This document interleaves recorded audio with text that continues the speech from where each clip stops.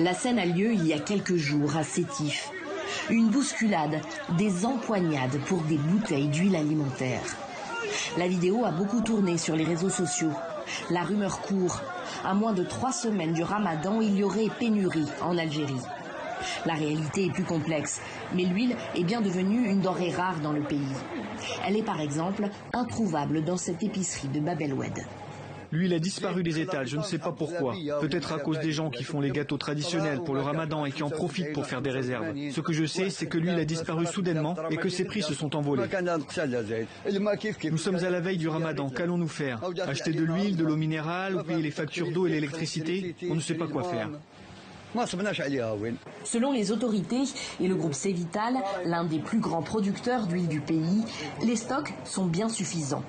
Le problème viendrait des grossistes, ces intermédiaires entre les producteurs et les revendeurs d'huile. Ils bloqueraient leurs achats pour s'opposer à la nouvelle réglementation du ministère du Commerce qui impose désormais de facturer toutes leurs transactions. Selon eux, cette nouvelle obligation d'éditer des factures entraînerait le paiement obligatoire de taxes qui se répercuterait sur le prix de l'huile achetée par les revendeurs. Les petits commerçants ne s'y retrouveraient plus. Comment faire si je dois maintenant acheter à mon grossiste une bouteille de 5 litres à 600 dinars, même si je la vends à 650 ou 700 dinars? D'autant que les brigades de contrôle sont venues nous dire qu'il est interdit de la vendre à plus de 600 dinars. Mais moi j'ai des charges à payer et je dois faire un bénéfice. Du coup je préfère ne plus vendre d'huile du tout. Le prix de l'huile, comme celui d'autres denrées, le sucre par exemple, est en effet plafonné par l'État en Algérie.